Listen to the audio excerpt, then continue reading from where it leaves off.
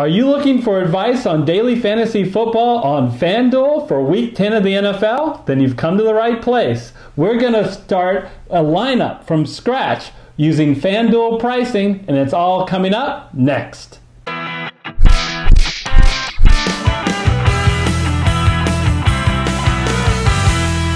Ryan Fitzpatrick. Let's go and take a closer look at him.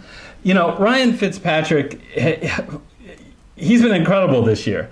On a per-game basis, almost 300 yards passing, 2.8 yards TDs per game. That includes the two games where one he got pulled at halftime and the other he came in the second half in relief. He's been incredible. We take a look at the game log, and he's been consistently strong. At 7,600, when you compare it to the other guys, I think he's a great value, Gary. Yeah, absolutely. I mean, look, Ryan Fitzpatrick, that whole Tampa Bay passing offense has been one of the best passing offenses all year. And the fact that he's only $7,600 and he's playing a Washington team, which is one of the toughest teams to run on in the NFL, right? Top 5 for Washington defense on an average rush. Right, average yardage rush. So you know people are going to pass against them. That's the strength of the Tampa Bay Buccaneers. But only 7,600, I would say that's an excellent value. I think this is where fantasy is a little different than real life. Look, Ryan Fitzpatrick's not the best quarterback in the NFL by any stretch, but the Bucs can't run and they can't play defense. And it's all about the land of opportunity. He is going to throw the ball a lot. Yeah. And when he gets a matchup where he faces a defense he can expose, which is one he can do here, you got to go for him. Absolutely. Great opportunity. So one of the other guys, I think if you want to go cheap at quarterback, the guy that I like is Marcus Mariota. Only at $6,700. That's $900 cheaper than Ryan Fitzpatrick. I'm not going to pick him. I'm going to pick Ryan Fitzpatrick. But if you need some savings, Mariota looked very good against Dallas. And he draws a very weak New England pass defense. And as you can see in the game log, he is going to help you with his legs, Gary. Yeah, it's a little tough to recommend Mariota just because of what's happened this season. I mean, you know, I admit that people were hoping and maybe expecting a bounce-back season for Mariota. We've seen it for a game and a half now, but all the games, you know, the 6.5 games previous to that, you can see passing yards, 36th in the NFL, and there are only 32 teams. So that's a little tough. And obviously, passing touchdown, same thing. He just hasn't had the year that people were hoping for. But if you want to buy into the recency bias, Eric, for the last game and a half, he has been a very decent quarterback and is obviously at $6,700 at a great price. Yeah, so we're going to go with, after looking at everything, we're going to go with Ryan Fitzpatrick at $7,600. Let's move on to running backs. And Gary, this is where I really want to spend some money based on the FanDuel pricing. If I look at Kareem Hunt, Melvin Gordon, and Alvin Kamara, all three guys are very expensive, but I think all three guys will have big games. I want to start with Kareem Hunt. Gary, I decided very early on is as much as you can expose the Arizona defense if you're a running back. And they're second to last for a reason against the rush. I think Kansas City is going to get way ahead. There's never been a bigger favorite this year than Kansas City over Arizona. They'll get way ahead. They're going to run the ball more as they run the clock out. And I think Kareem Hunt's going to have a huge game. I'm going to select him, even though I have to pay $9,000. You know, absolutely. Because look, as great as Patrick Mahomes is, and he is, the reality is this. You're going to have Patrick Peterson shadowing Tyreek Hill. And Patrick Peterson shadowing somebody, it's one of the most effective in the NFL, and he has taken Pro Bowl receivers completely out of the game. Assuming he can do the same thing to Tyreek Hill. Sammy Watkins is injured. He's got a foot injury now. I'm not saying how serious it is, but I am saying he's questionable, and word out of Kansas City is he may not play. So if you're down Tyreek Hill and Sammy Watkins, you will be leaning quite a lot on Kareem Hunt. Yeah, good points. I'm going to put right next to him Melvin Gordon. You know, Melvin Gordon... $8,900. I know I'm spending a lot of money on him. But remember, I just finished talking about Kareem Hunt facing the second worst rush defense. Melvin Gordon is facing the worst rush defense in the Oakland Raiders. Again, big favorites. The Chargers, looks like the Raiders have quit on the season. When Melvin Gordon is a big favorite, they just continue to feed him. You know he is going to get a ton of carries and a ton of rushing attempts. Yeah, absolutely. Well, you can do whatever you want against the Oakland Raiders. You can pass, you can run, you can walk on the moon against these guys. It really doesn't matter. There's no stat that the Raiders aren't incredibly bad at. I think, quite frankly, you're going to see the Chargers up big by halftime, and it's going to be rush after rush after rush. If you could create a scenario where you might have to worry, and I'm working a little hard here to do this, it's that are they going to pull Melvin Gordon in the third quarter and put in Austin Eckler because they're already going to be up by 3 touchdowns. Yeah. You just hope that those 3 touchdowns are Melvin Gordon. Yeah. I'm not worried about that. I'm going with Gordon. Because I spent that much, I'm not going to go with Kamara. I'm going to fade Kamara with New Orleans outside of the dome. So I know I spent a lot of money on my running backs. That means I better save some money at wide receiver. So I'm going to, well, you know what? He's right at the top, Gary. No guy has been incredible. And I'll be a little bit like Congress. I'm going to start spending some money and worry about deficits later. Julio Jones he's been incredible, and he has an incredible matchup here going up against Cleveland.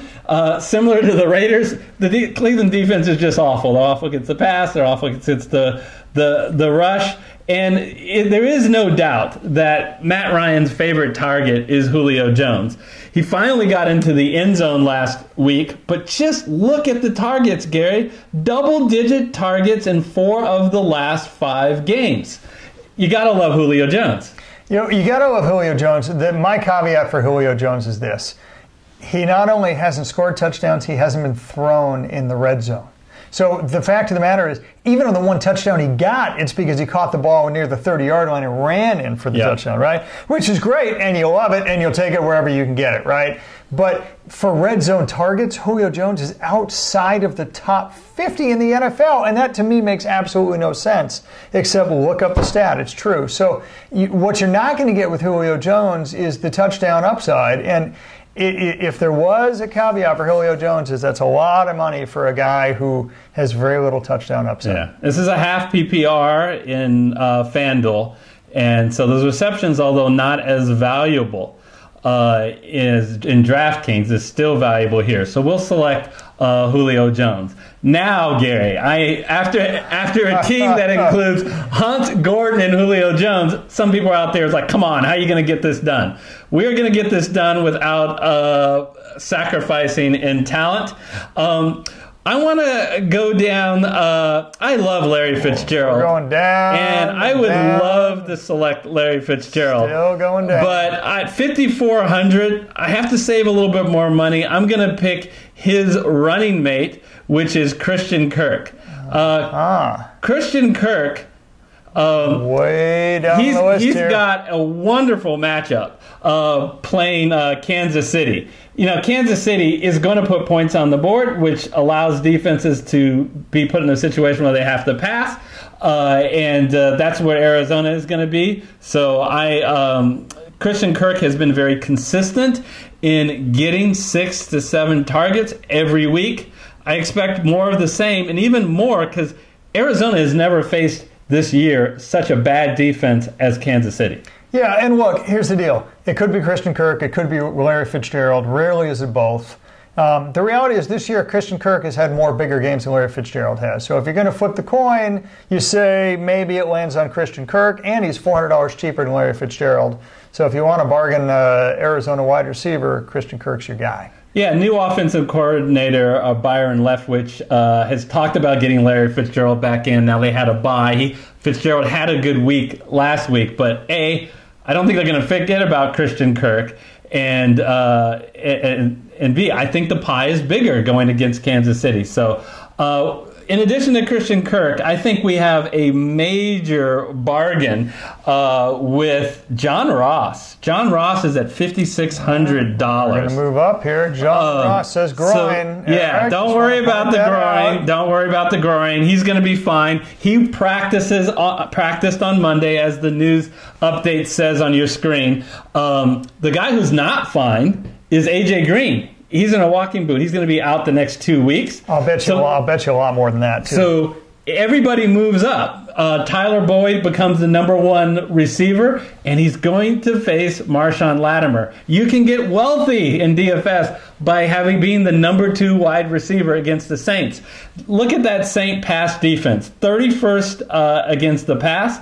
I am happily picking John Ross at only $5,600. Okay, so you are assuming that Lattimore is going to shadow Tyler Boyd and not the fly pattern receiver John Ross. That is what I am assuming. Let's continue on.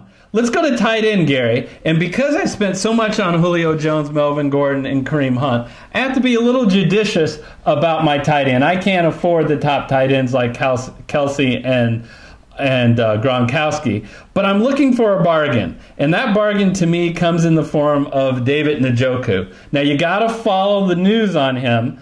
That he says that he was limited in practice today because of ribs. But I'm going to assume that he is okay. And again, great matchup playing the Atlanta Falcons. Not only are they a bad pass defense, they're particularly bad in the middle of the field, giving up a lot of yards to tight ends and running backs out of the backfield. I'm going to go with David Njoku in this spot. Yeah, a lot of tight ends have feasted on Atlanta, so Njoku may just be the next best. And remember, with Cleveland, Njoku, since Game 3 of the season, has been the third most targets of any tight end in football on a per-game basis. So he gets thrown to.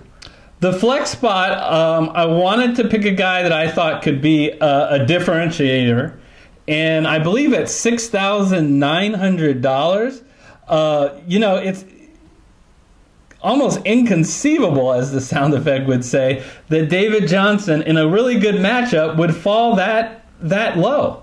So I know he's not had the best year, but again, Kansas City isn't good against the rush. They're not good against the pass. David Johnson is clearly a bell cow. He gets 20 touches a game. In fact, for most of the last 3 to 4 games, since at the beginning of the year when I was complaining he wasn't getting 20 touches a game, he's been getting that. So I'm happy with David Johnson. And Gary, I am left with the defense. The cheapest defense on the board is the Arizona Cardinals. And I am forced to select them to get into the salary cap. So I have no money left over. And you might go, Arizona, how could you pick Arizona as a D? In DraftKings, Arizona is tied with about 4 or 5 other teams. It's ridiculous that Arizona is $500 less than all other defenses. If you take a look at Arizona, as you see on your screen, they're 7th in the league in sacks. So they can put pressure. Kansas City will throw the ball a lot. Do I think that Arizona Cardinals are going to give me a lot of points? No, but I do think that they will not be awful. And at $2,500, that's a price I can't ignore. Yeah, absolutely. It's a little bit baffling that they're $500 cheaper than the next defense up. The reality is this. You know what? For the statistics that are correlated from game to game, it's sacks and it's pressures and it's interceptions. Right? The touchdowns and the fumbles are the ones that are a lot more sort of vitriolic. And for sacks and pressures, you can see 6th here. They don't have a stat for pressures, but you'll have to trust me on this one. They're top 10 in pressures as well. It's just those are the ones that are correlated. So they're going to be putting pressure on the quarterback. Eric, that can lead to interceptions, which can lead to touchdowns. They've got as much upside as probably half the defenses in this league. The only thing you got to worry about with Arizona Cardinals, they're going to give up a lot of points. Yeah, on a per game basis, that's right, because they haven't had their bye. They're even better in sacks than what I said. I said 7th. They're 6th. Okay, so you now see our FanDuel lineup. Fitzpatrick, Hunt, Gordon, Jones, Kirk, Ross, Njoku, David Johnson, and the Arizona Cardinals. Folks, this is kind of a stars and scrubs lineup, but even the scrubs, if you leave out Arizona, I think will produce, and I'm excited about this lineup. Thanks for joining us.